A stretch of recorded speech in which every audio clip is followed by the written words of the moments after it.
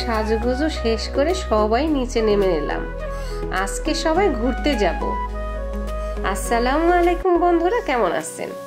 চলেন আমাদের সাথে ঘুরে আসবেন। আজকে আমরা ঘুরতে যাব মিনি চিড়িয়াখানায়। তো একটা রিক্সা নিয়ে চলে আসলাম এই যে মিনি চিড়িয়াখানার সামনে। নেমে আবার খানিকক্ষণ পায়ে হেঁটে তারপরে প্রবেশ করতে হয়।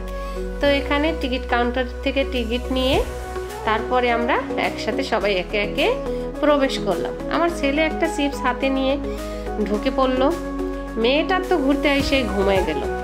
তো ঢুকে দেখলাম এখানে এই যে এখানে একটা লেক আছে। লেকে আবার বিনোদনের জন্য স্পিড বোর্ডও রাখা আছে। তো অনেকে দেখি স্পিড বোর্ডে ঘুরতেছে। বাহ, প্রায় সন্ধ্যা সন্ধ্যা হয়ে আসছে। তো বিকেলবেলা কি সুন্দর মিষ্টি রোদ, রোদের ভিতরে সবাই স্পিড বোর্ডে মজা করতেছে। পানিগুলো কি সুন্দর টলটলা। খানিকক্ষণ আমরা এটা দেখলাম, দেখার পরেই চলে গেলাম এদিকে। এখানে তো আবার কি সুন্দর হরিণ, বাবা আমার মেয়ে তো ডাকতেছে। হরিণ দেখে তো মেয়ের ঘুম ভেঙে গেছে। সবাই দেখতেছে, কথা বলতেছে, শুনে ঘুম থেকে ওইটা নিজেও হরিণকে ডাকতেছে।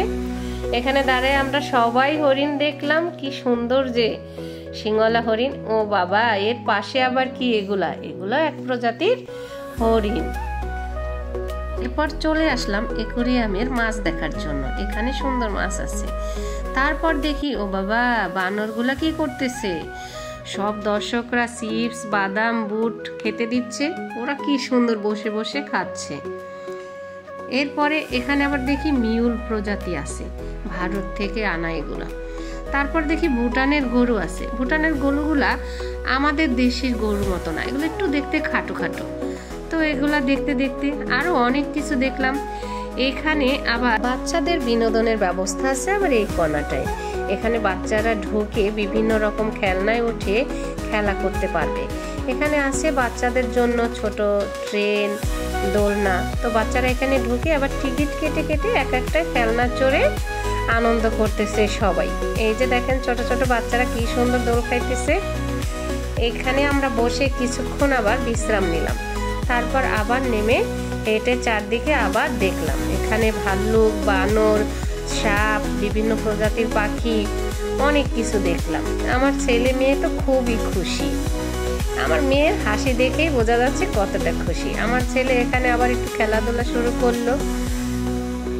বাহিরে ঘুরতে আসলে সত্যি বাচ্চারা অনেক খুশি হয়। আমার ছেলে তো স্লিপারে উঠে যে কতবার স্লিপ কাটলো, এটা আর খুব ফেভারিট। এরপর আমরা বসলাম কিছু নাস্তা করার জন্য। তো এখানকার চটপটি নাকি খুবই সুস্বাদু, তাই বসে পড়লাম। হ্যাঁ, দারুণ চমৎকার করে দিল। প্রথমেই আমার মা খাবে, বিসমিল্লাহ। এখন তো আমার মা বাঘ মামার পিঠে ওঠে, তো মামনি আমার ভয়ে কান্নাকাটি শুরু করে দিল। তো এখন যাওয়ার পালা। এখন বাইরে বের হয়ে আমরা আবার নাস্তা পানি খাওয়ার জন্য একটা রেস্টুরেন্টে ঢুকে বসলাম।